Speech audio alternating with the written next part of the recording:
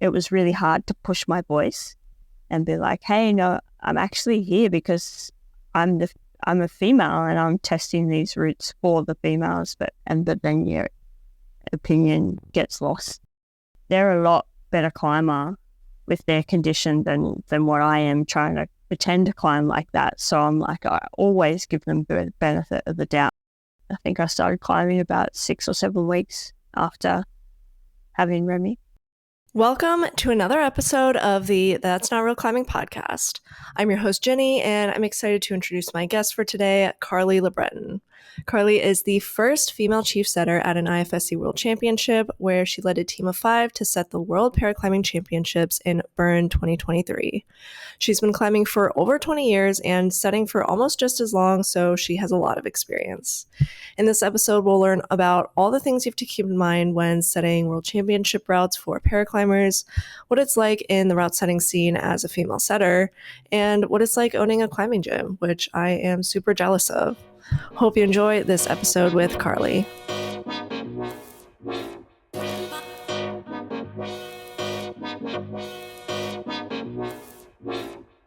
Yeah, how are you doing today?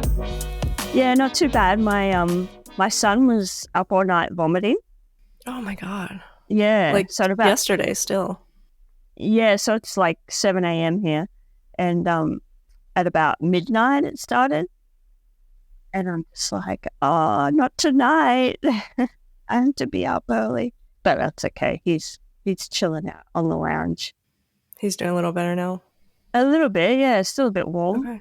But okay. Yeah, just a bug, I guess. Yeah, I mean, if you need to like take a break and do anything, feel free to just let me know. My husband Rob's out there. He's pretty good. Okay, sounds good. And I mean, I guess, are you still planning on going out to climb today then? I don't know. We haven't had much sleep, so we'll see how we go. Yeah, it's supposed to be around 40 degrees today, which I don't know what that is in Fahrenheit, but it's really hot. Yeah, in Celsius. Yeah, okay. Yeah, I 40. wasn't sure. I had to think about it for a bit.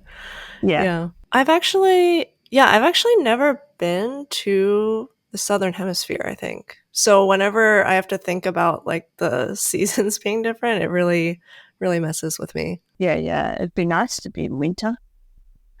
I really hate summer. Yeah, I guess it gets pretty extreme there. I've never been, so I have no idea. Yeah. The last couple of summers, it's been quite wet. So we haven't had like a full summer of like 40 degrees. But this summer has been a lot warmer than normal. Yeah. Well, yeah, I hope you do get a chance to go out, but yeah, I guess, I don't know what'll happen with your son. How old is your son, by the way? He's 9.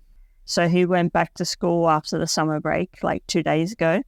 So it could have been, that all the kids coming back together again. And yeah, that's around the age. I remember I was like a really sick kid. I would constantly just like be getting illnesses. I would be like stomach flu all the time. That was like a regular occurrence for me. Oh no, that's horrible. Yeah, it's just kids, Oh yeah, they bring home everything.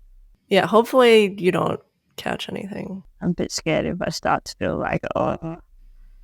Yeah, that's the worst. Oh well, it's okay. We can get into motherhood a bit later. I did want to ask a bit about that because, yeah, that's like a totally different experience. But yeah, getting right into it, when and how did you get into climbing and setting? I started in 1995, so almost 25 years ago, just through school. So we used to pick like a sport each week, and I went to the local climbing gym, which had only been open for like a year. So climbing gyms were quite new. And then, so I picked climbing, and then that was it for the rest of my school. I just climbed. You just like immediately knew? Yep, I was hooked. And I think maybe about 6 months later, I got a job there washing holds. So that was my second home for like my whole school year. years. And then it was probably not long after the owner was just like, hey, you want to try setting a route? And, I was putting up like routes really early, maybe a couple of years in. I got to wash all the holds, so you get familiar with washing them. We were washing them by hand with a brush. Oh, you didn't have like the power washers? No, we had a big sink of hot water, boiling hot water, scrubbing them with a toothbrush or a brush. And, like I thought it was great. I got to buy my first climbing shoes, my harness, like a rope. It was, it was a great start into my climbing career. Yeah, so you've been setting for a long time then too. Yeah, commercially setting like a long time, and then I started comp setting probably, it was around 2005. So that's still a while as well.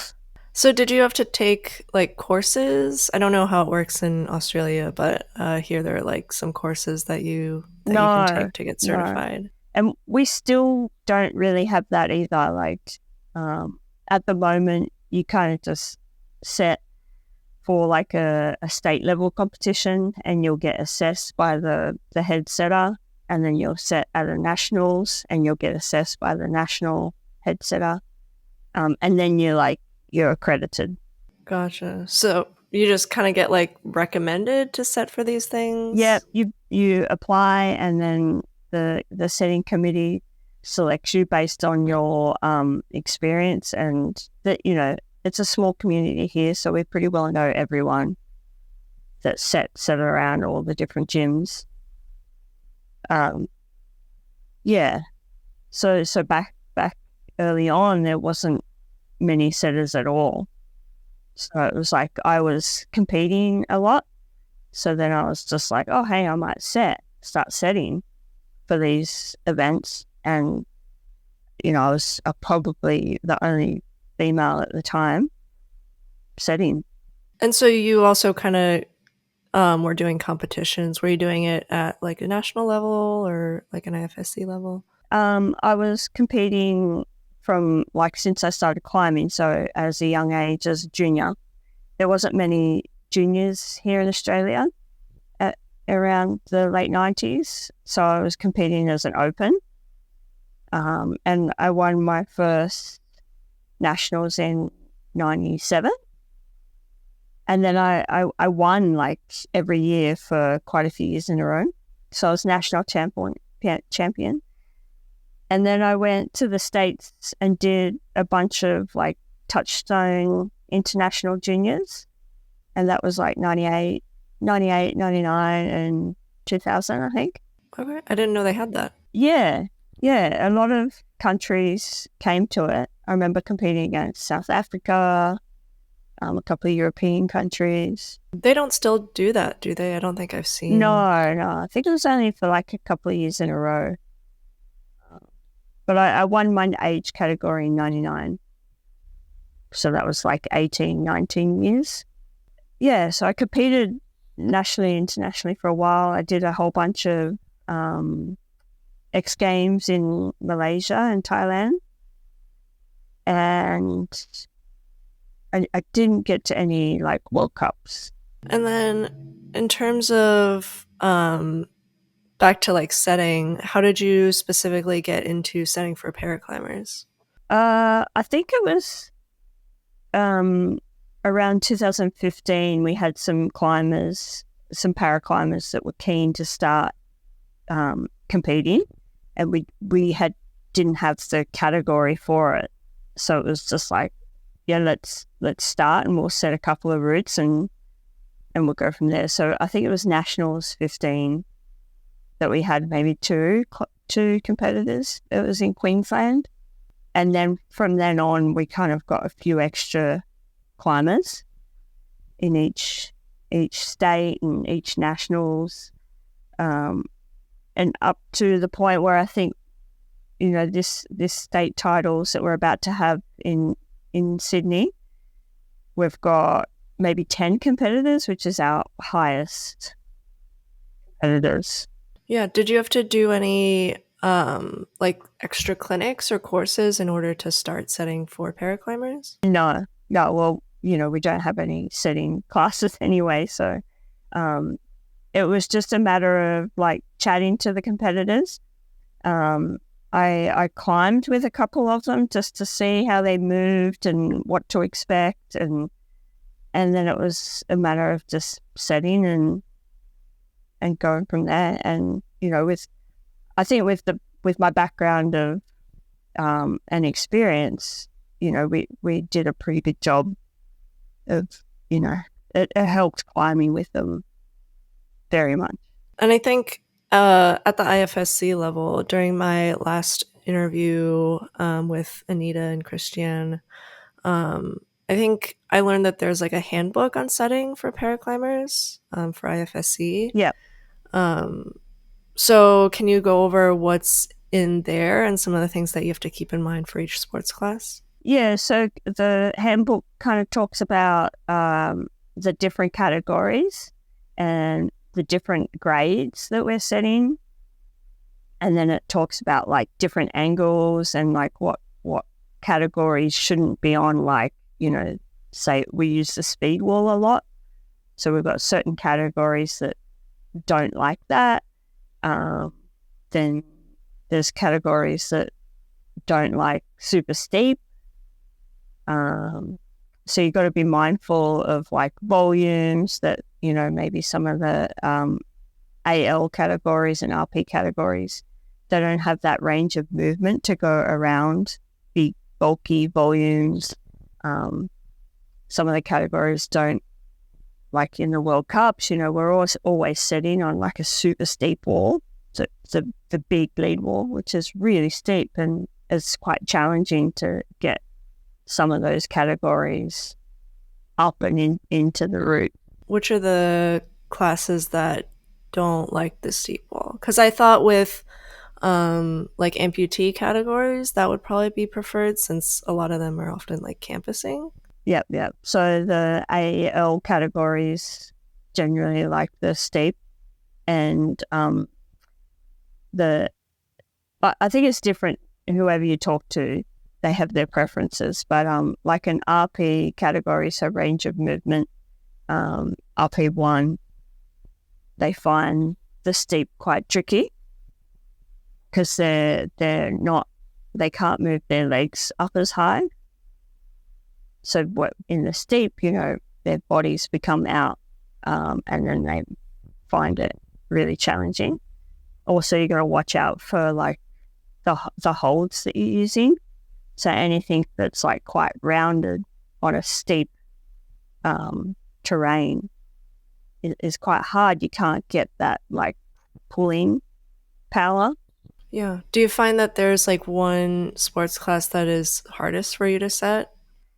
I reckon I find the AU category, so upper amputee. So anyone that's their reach will be a bit different because they're either going with their full arm or their half arms, and then they're holds quite with their stump. They're holding quite holds different to what we would hold them. So when we're testing, we're like, trying to hold it with our palm, or we're like. But then I'm always thinking that they're a lot better climber with their condition than what I am trying to pretend to climb like that. So I'm like, I always give them the benefit of the doubt and think, yep, they're strong, they can do this. But the big one for that is reach. Yeah, definitely. And that I think that reminds me of one of the Discord questions that came through, which was when setting for paraclimbers, is the fact that disabilities are often asymmetrical a consideration. So like if it's like a left or right arm and then they have like a stump on one and the other they have full reach. So then how does it kind of work there? Yeah, so we test for both left and right and make sure that it's fair throughout the whole route. we might think, okay, this move's a little bit tricky for right arm amputee, but then the next move's actually not too bad for left or lower down. And then kind of always add in like a little intermediate, or if it's lower amputee, we're adding like another little foot jib, or just to make it fair on both sides. Do you kind of like keep track of the number of like, oh, this is easier for right and this is easier for left, or is it just more of like a vibe? Yeah, it's more vibe, and like always chatting with the other setters, and opinions across the board matter. Are there any I guess like setters who are also paraclimbers? I think there is a couple in the States that are starting to set more, but internationally not yet. And that would be really cool to have a paraclimbing on the setting team. Yeah, great to have like another pair of eyes on what may or may not work as well. Yeah, and just how it feels to them. It feels a lot different to us. Yeah, there's like not really a way of knowing, I guess.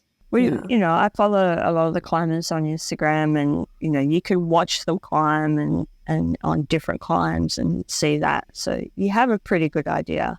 Yeah. And so another part of it is that at the World Cups, you can only set a certain number of routes, and there's a whole bunch of different classifications. So how do you kind of go about setting where different classifications have to climb the same route? Yeah, it gets super tricky having like a whole bunch of classes on one route, and it's something that we've been looking at the International Routesetting Paraclimbing Committee, trying to get more routes, or change up the timetable so we can allow to split the categories.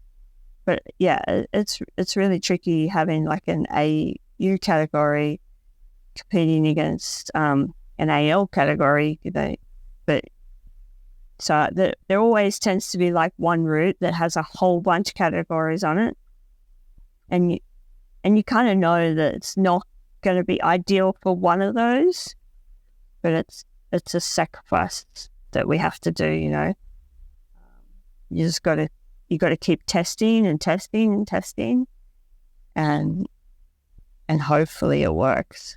So is it always the same categories that get merged onto the same route? It tends to be, yeah, just the way the format and the timetable is. We only have 1 day for qualifications and 1 day for finals, so you have to and every year it's getting bigger, so that the timetable is just kind of pushing out. In 1 day you have so many competitors doing this one route that has to be used for a lot of the categories. How do you think your setting would change if you were just like given the ability to set a different route for each sports class? Oh, it would give us heaps more freedom to be able to set for that class properly. Yeah. I think they're changing it up this year, and they are kind of splitting it to qualifications and finals in 1 day for different classes.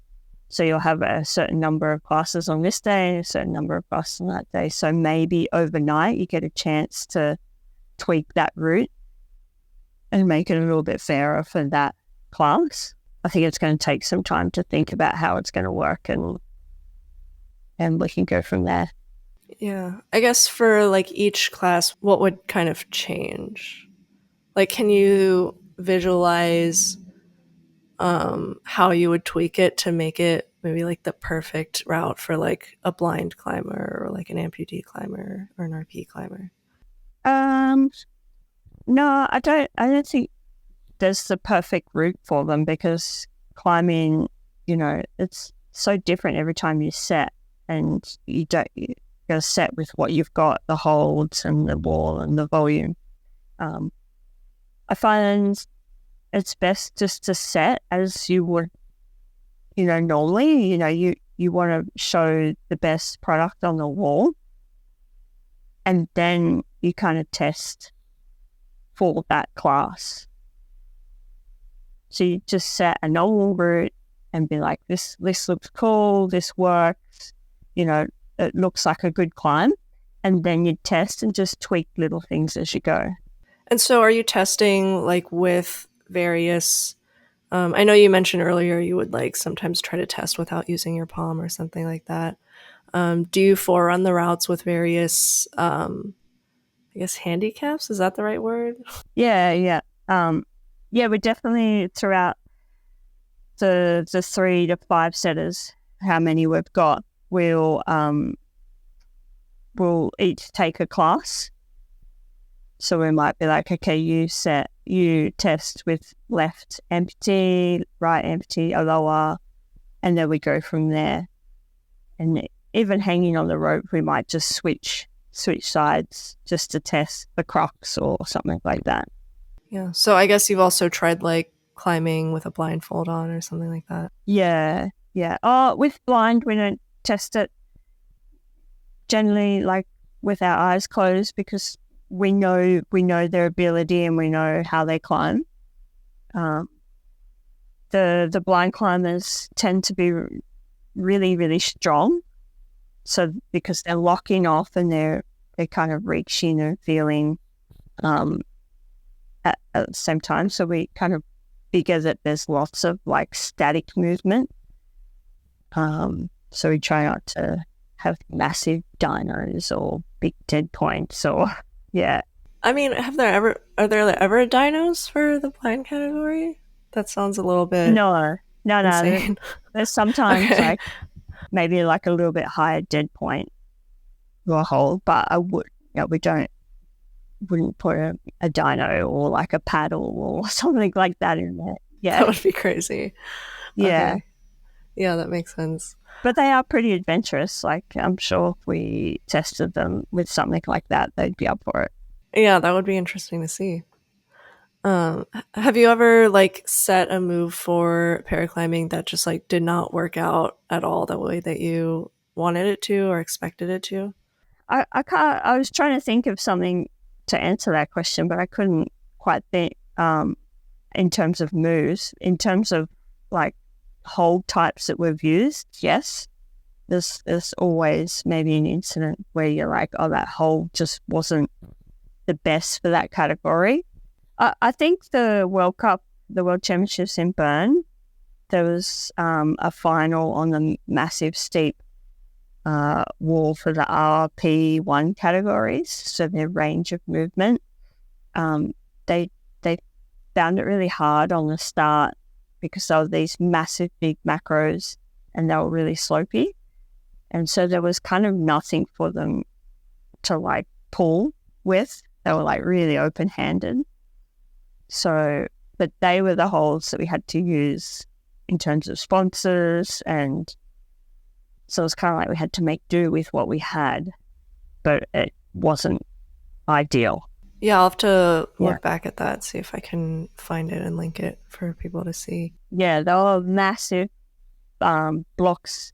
I think they were macros and they were beautiful holds, but they just weren't for that category.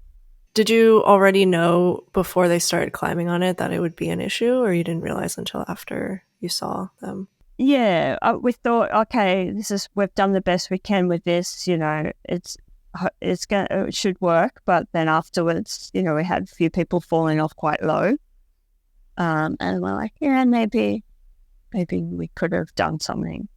We jibbed them, so we screwed like quite big holds onto them to try and help that, but we just didn't have the ideal hold that we wanted to screw on there. Yeah, because I guess you have just like requirements from the IFSC on what kind of holds you're allowed to use, and for Bern there were certain sponsorships that they had that supplied all the holds, and they did a really good job. Like we had an amazing set of holds to choose from.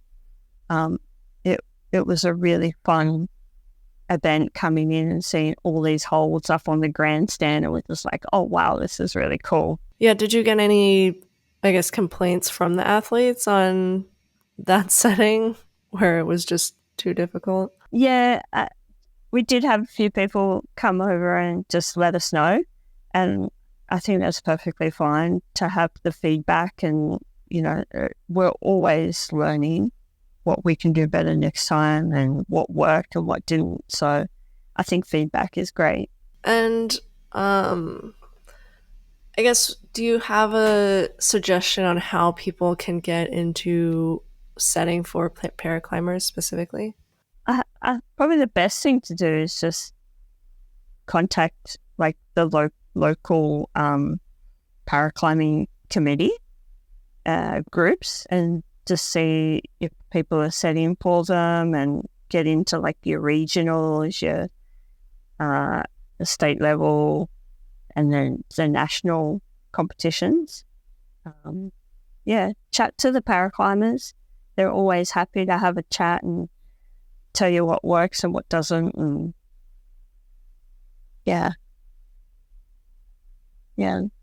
there's not many people setting for para, so it's always good to have more people. Yeah, and I think it's like growing as well, especially if it ends up making it into the Paralympics. I think that'd be really great. Oh yeah, that'd be exciting. Do you think you would be able to set for that if that ended up happening in 2028? Oh, I would love to. It'd be amazing to be able to set at the Olympics.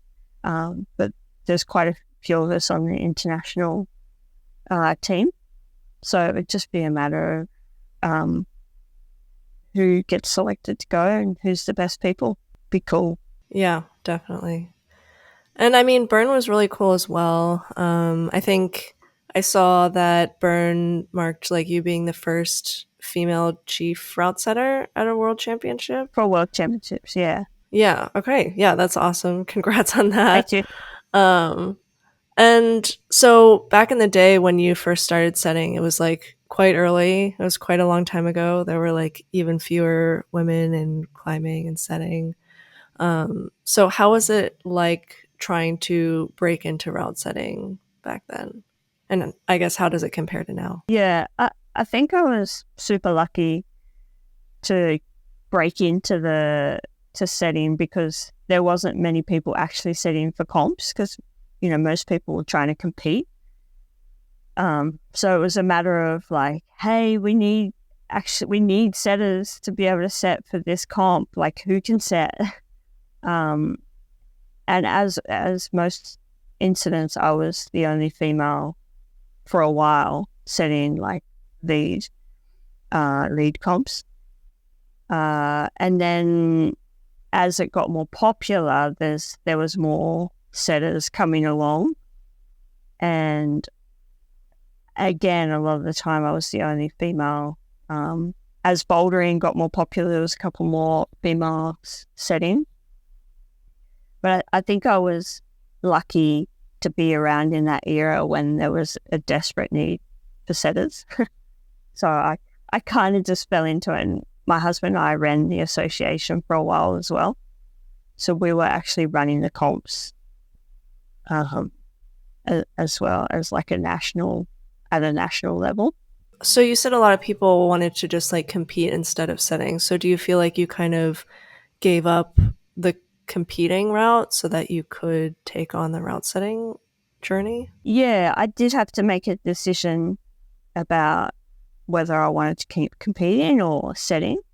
I really enjoyed the setting and I felt like I was, good at it and I was experienced. And I knew that I had to kind of do it so there was a female testing.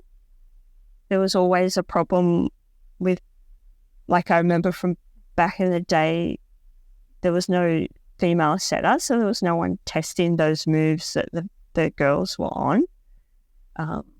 So I felt like it was my duty to be a setter and be like, okay, I can do these moves and test these moves at a high level.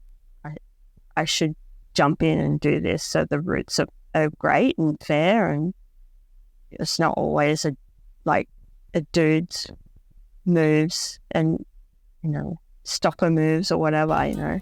Please excuse this brief intermission, but I would just like to remind you that if you are enjoying this podcast, please follow and rate it on your preferred listening platform. If you're watching on YouTube, I would love to hear your discussion and thoughts in the comments below. Anything helps to push this podcast out to more people and get even more amazing guests on. Back to the show. And how do you feel like it compares to trying to become a route setter now as a woman? Like, do you think it's easier? Like, have we made enough progress, or is there still a lot more that needs to be done? Yeah, I think we have made a lot of progress. We have a lot more space for learning in terms of, female or women setters.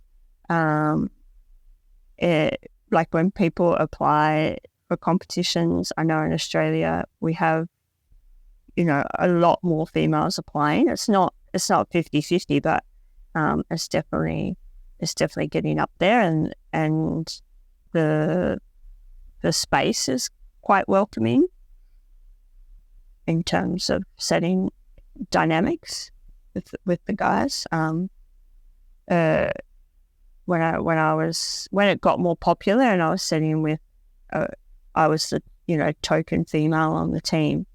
It was really hard to push my voice and be like, hey, no, I'm actually here because I'm a female and I'm testing these routes for the females, but then your opinion gets lost a lot of the time.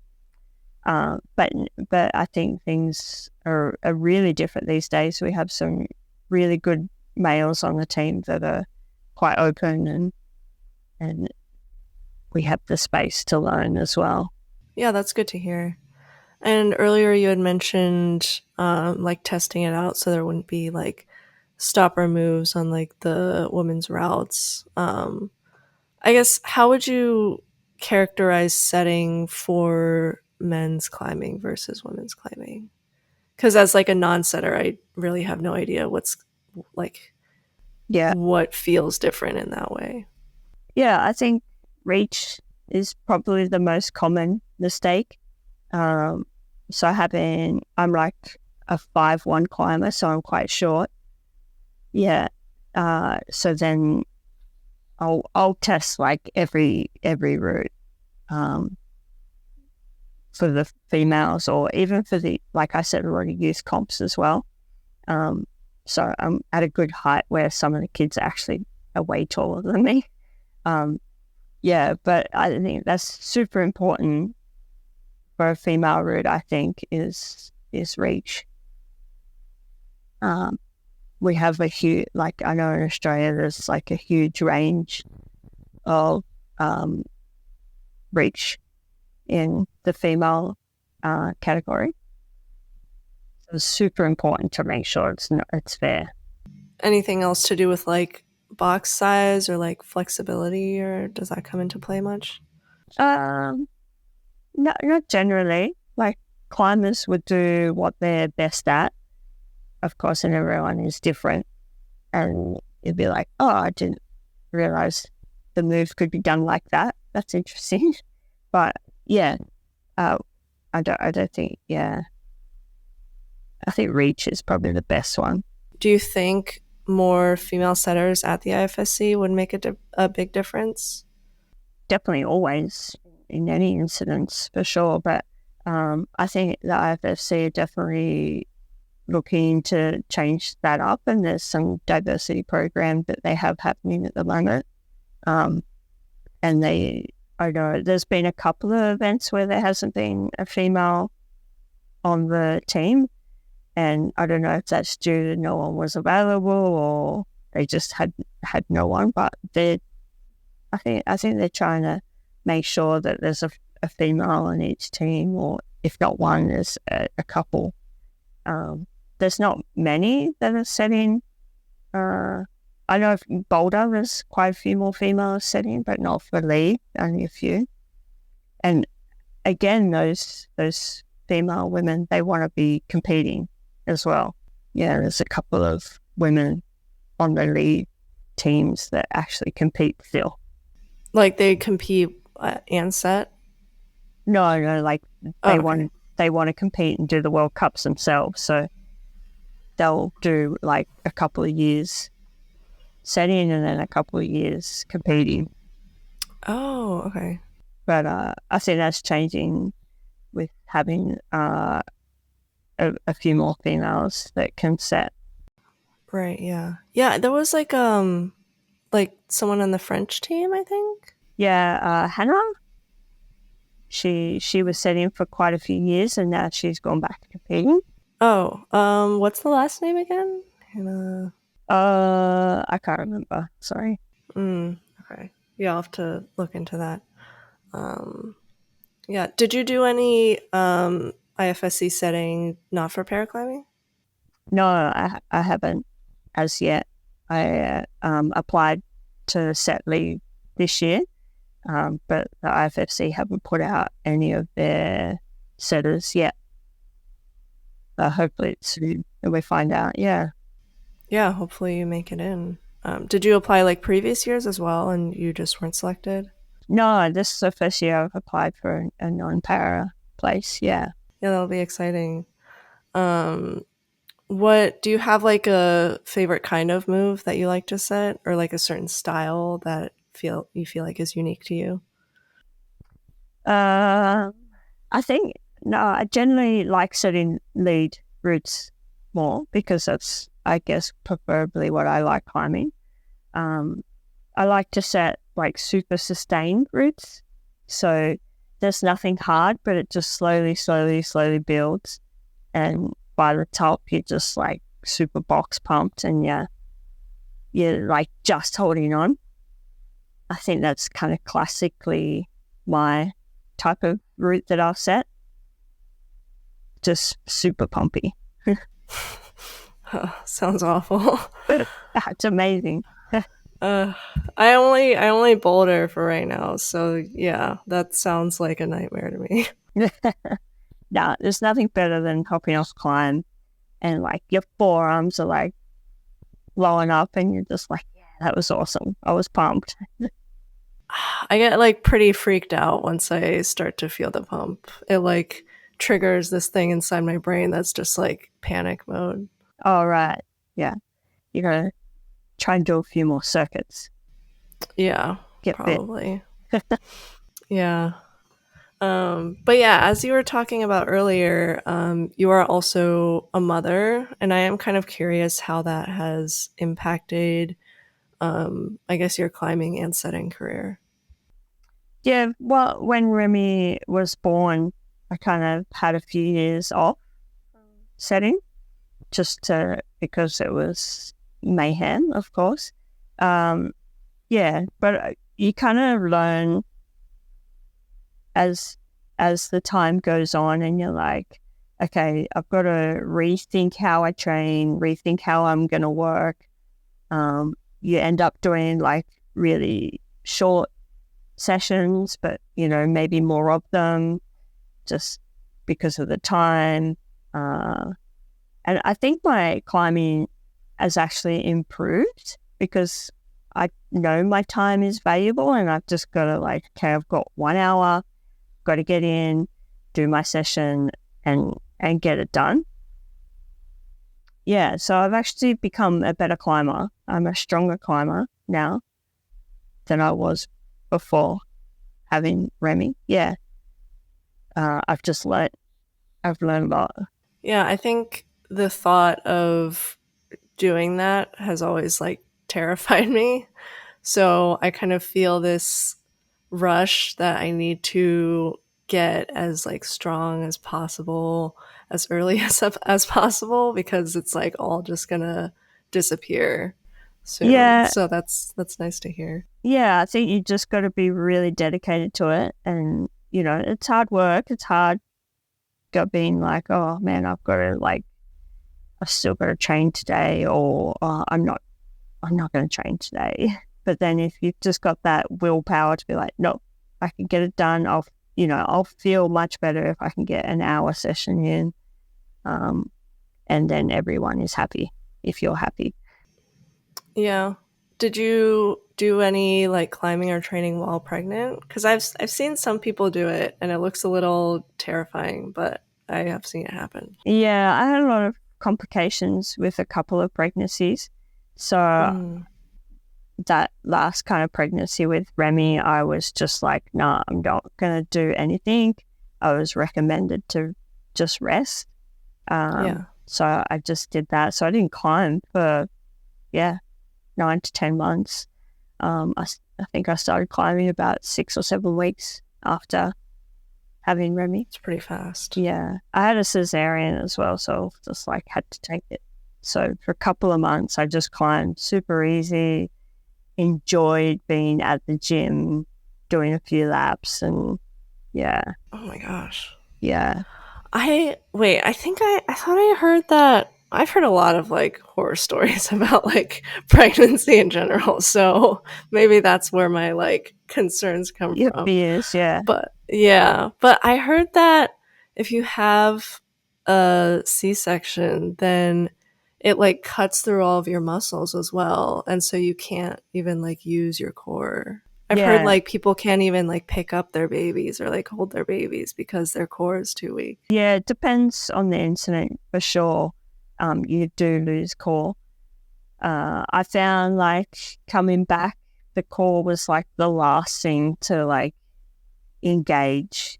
Yeah, like even just climbing and like lifting your foot up to the next hole was hard work. Yeah, but I just did lots of super easy climbing and enjoyed it, and it came back. Yeah, but I reckon it would be one of my weaknesses still now, be core. Yeah. But I mean, you were still able to start climbing 6 weeks after? Yeah. Just you had to be like, okay, I can't do anything hard, just got to go easy. And if you're kind of willing to do that, then the process is quite good. How long do you feel like it took you to get back into pre-pregnancy shape? I reckon a year. Yeah, because your Not baby's really little, and you may not get climbing one week, or things happen, and so I think probably the inconsistency of climbing that first year is probably the major factor to getting back into it. Yeah. I mean, actually, a year's not bad at all. I mean, clearly I've had I've heard a lot of nightmare stories. Yeah. And having a supportive partner is probably the next major thing that helps you get back into your climbing. Sharing the load and having support around helps. Yeah, having a plan. Yeah, a little bit less scared then. Yeah, you'll be right. Yeah, so moving on, you had also mentioned to me that you own a gym, which I'm super jealous of because that's something that I always like was really something that I like dreamed of a couple years back, and then I took a look into the finances of it all, and I'm like, I don't have the money for that. Yeah. So yeah, if you don't mind, I would love to like live through you and learn about what that's like to own a gym. Yeah, tell me a bit about it. I've worked in a climbing gym basically my whole life, so I've grown up in a gym. I got the opportunity to manage Villawood from the start. So I was managing the gym for like about 5 years when me and my husband were like, oh, maybe we should look into opening a new gym. It was kind of the start of the phase of a lot of bouldering gyms popping up, or couple had.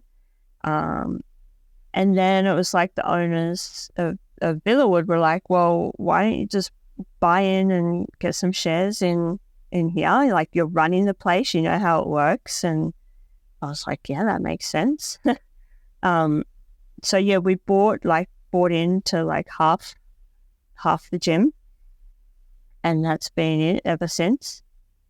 I think we've owned it for 6 years now. We're going on to 13 years being open. So I've been there a while now. And since you also set for like world champs and big national level competitions, do you also tend to set more comp style stuff in your gym? Yeah, so we host a lot of national and state events at Villawood. So we have the lead walls to set comp style routes. And a lot of the Sydney climbers know that if you go to Villawood, you're going to get like X, Y, and Z on these walls. You're going to get some hard comp routes to train on. So with my set team, we set comp hard lead routes all the time. But then we also have to think about the general public. So we set a lot of commercial style routes as well. Yeah, it's I think hard to get the right balance. I don't know what it's like in Australia, but as far as I've seen in the US, lots of gyms around me, people will complain about there being too much comp style in the gyms. Okay. Yeah, is that like a similar experience in Australia? I think it would be the opposite actually. Oh, There's not enough gyms are setting like harder comp style routes. Yeah. They're definitely marketed towards the beginner kind of commercial set. There would be a few gyms that definitely have set a few comp style routes, and the difficulty has to be hard as well. It has to be a certain level for the top guys to be like, oh yeah, I'm going to go to this gym because I know I'm going to get this to train on. But yeah, I think the gyms need to, I think the harder you set, the harder your climbers are going to move up the ladder, and there's going to be more people at that elite level. I guess there's a difference between like hard sets, not comp style versus comp style. I Mm, think here people want to see like, I don't know, just like hard pulling or like really small holds or something like that rather yeah, than like tricky comp style climbs. But yeah, there's like always a lot of uproar about that here, I yeah, think. yeah. So there's a lot of difference between setting hard and setting comp style hard for sure. And with a lot of boulder gyms around, that there is a lot more comp style problems being set. And some people just want boulders you can train on and get strong on. So it's a fine line. We have a lot of boulder gyms in Sydney, so we tend to set more of that hard style training focus at Villawood, because I know it's different and people come to train strength basically at Villawood. And then we have our big lead walls that we have all these kind of hard climbs to train on. You can be doing laps or on-site practice or, yeah. Do you also do like any setting for like paraclimbers in the area? We do a few different workshops for them, where we'll focus on setting for a couple of different classes if we know there's a couple of climbers around. And they'll generally just get in contact with me and be like, hey, I'm coming up for a weekend. Yeah, but I've done it in the past where I've set a wall for different classes. Yeah, it's hard to do all the time. And generally, like, paraclimbers will just jump on like normal able-bodied climbers routes and just give it a go because it'll be weaknesses that they need to train. Yeah, that makes sense. I guess like when they go outside and climb, it's not really set specifically with them in mind either. So No, you have to work out a way to do it with your yeah, disability. yeah, that makes sense. Okay, very cool. I hope one day I can figure out how to get into the gym scene on my own gym, have some kind of vision. Yeah, yeah. Get a few people Yeah, involved. It's always yeah, easier. I would love to have like a very comp focused gym. I've seen one of the gyms in I think like Hawaii has they set like a different, I guess, showcase comp style boulder every week or so. And I think something like that would be really cool. Yeah, I think a few gyms do that for sure. They'll be like, they'll have their like king line for the day, for the week, where that one wall has just this one beautiful looking boulder, and then it might get filled in later. Right, yeah. Do you guys do that or no? Yeah, we tend to do that as well. Yeah, and it gives their setters a day to have a play and kind of play with those different style boulder problems or lead routes. We do the same. Cool. So I think now's a good time we can just get into some of the Discord questions. These are ones submitted by people in the community who had questions for you. And it's just kind of like a grab bag of all of your experience. So the first one, have you ever felt like people have a conscious or unconscious bias against you or doubt your skills because you're like a female setter? Yeah. What needs to happen to get more women setting at the top level?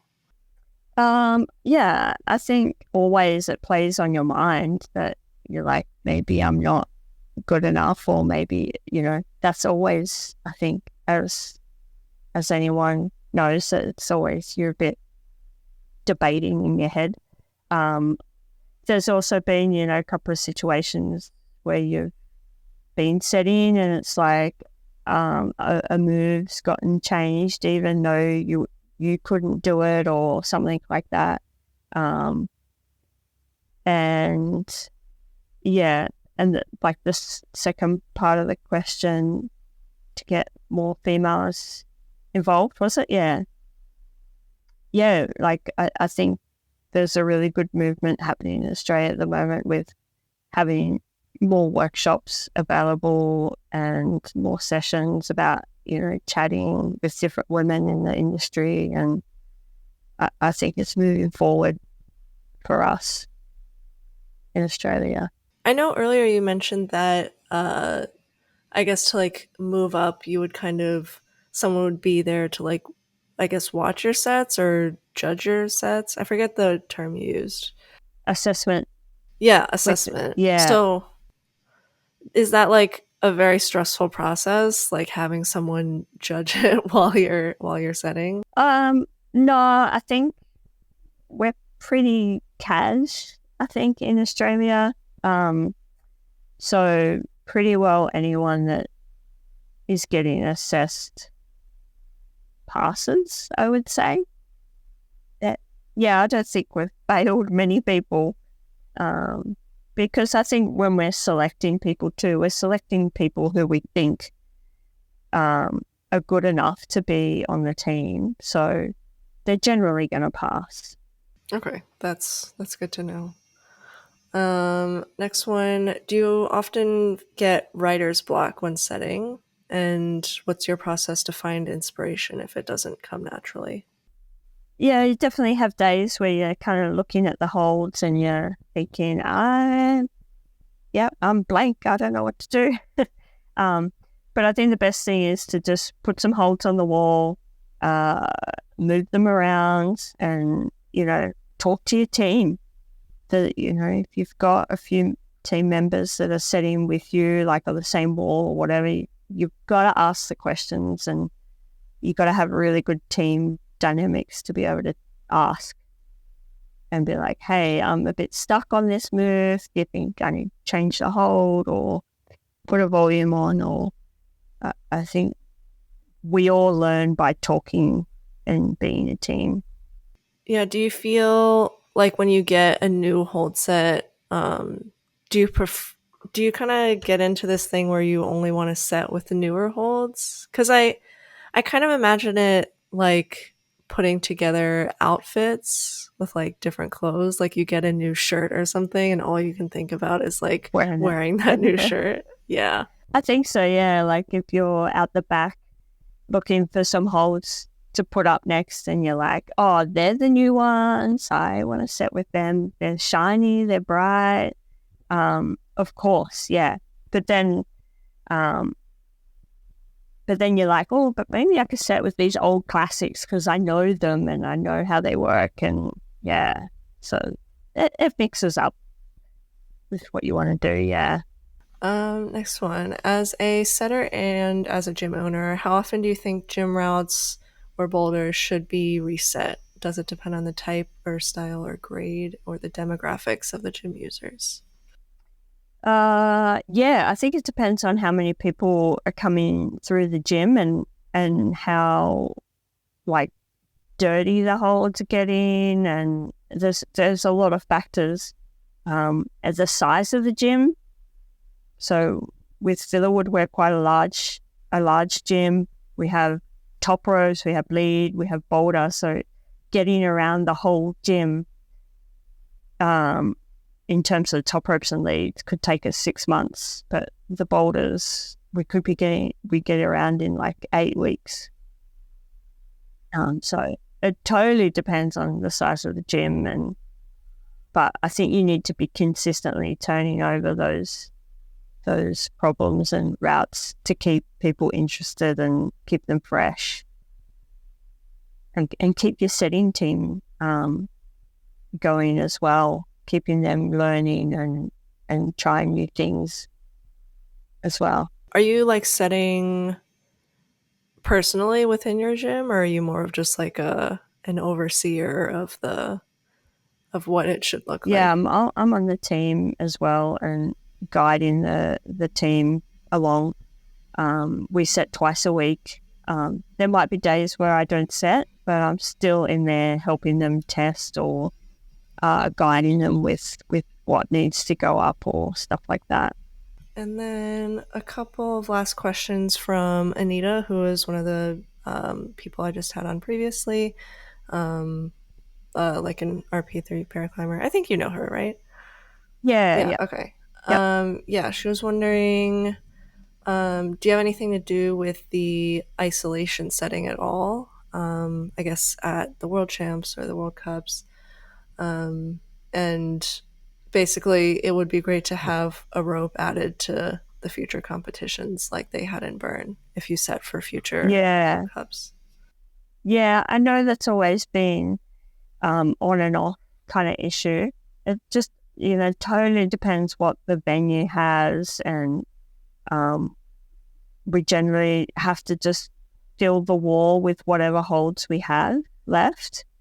And there's always a discussion about getting a top rope up so the paraclimbers can warm up, and we always try and do the best that we can, and chat with the organisers and the IFSC, and it's their call to see what happens. Oh, so like in isolation, the holds that are put up, I guess, on a warm-up wall are just like whatever is left over from setting the comp? Yeah, yep. Or if it's a gym, then there might be holds that we can use from the gym to put up. And generally it's like, if it's like a World Cup that's like at an outside venue, then it's just going to be like a straight, slightly overhanging wall that, a lot of people have to try and get on to warm up. So it's a hard process. Yeah. Yeah, you generally want to take like your own kind of fingerboard or something to warm up on as well. Yeah, because I didn't even think about it until last time when it was mentioned that at a typical isolation, there's only like a few, like 6 people or 8 people. But then at paraclimbing, it's like tens of, a lot of people trying to warm up at once. Couple hundred people trying to warm up, and the timetable is staggered, so there's not so many people at once, but it's still hard work trying to warm up. Yeah, definitely. And then another question she had was something you had mentioned earlier about qualifications and finals happening in one day at the IFSC World Cups. I guess could you first of all explain like the current process and then what it's changing to, and then the pros and cons of setting in one day versus I haven't generally been too much involved with that. The IFFC has a committee that they discuss all this with, so it's not really up to the route setter, of course. But yeah, the the process before was all qualifications in one day and then finals. So now it's been split. So there'll be some classes on one day and then the next classes on another day. Generally, hopefully, it's good for the setting. So it means that we can be tweaking those routes overnight. It means we'll be working at night, but most of the time we are. That we can switch up some of the routes and make them a little bit fairer for the classes. And, we have 4 or 5 days to set these in advance, so we will know what we want to do overnight. So it's not like we're trying to think of it that night. I think generally it might be a good thing. It would be good to see it in action and give it a go, and then go from there, how it's going to look. Yeah, is that starting out at the first Para World Cup of this year? Yeah, I'm pretty sure. I don't know the timetable or anything yet, but I would say that's the new rule. So yeah, are you scheduled to set for any of those this year? We haven't been given the schedule yet. Oh, right, yeah. But no setters have been selected for any events. It's coming up soon. I know, yeah. I'm a bit like, I kind of want to know where I'm going and plan the year. But I guess there's a lot of people and there's a lot of events, so trying to organize all that would be a pretty big job. That'd be pretty stressful, though. It's like coming up pretty fast. For paraclimbing, we've got a few months. I think it's May. So, yeah, it's the first one. First one's in Salt Lake. So, yeah, the Salt Lake one's always a fun event. I've done that one once, and it was really fun. Yeah, I hope you get selected. That'll be a lot of fun.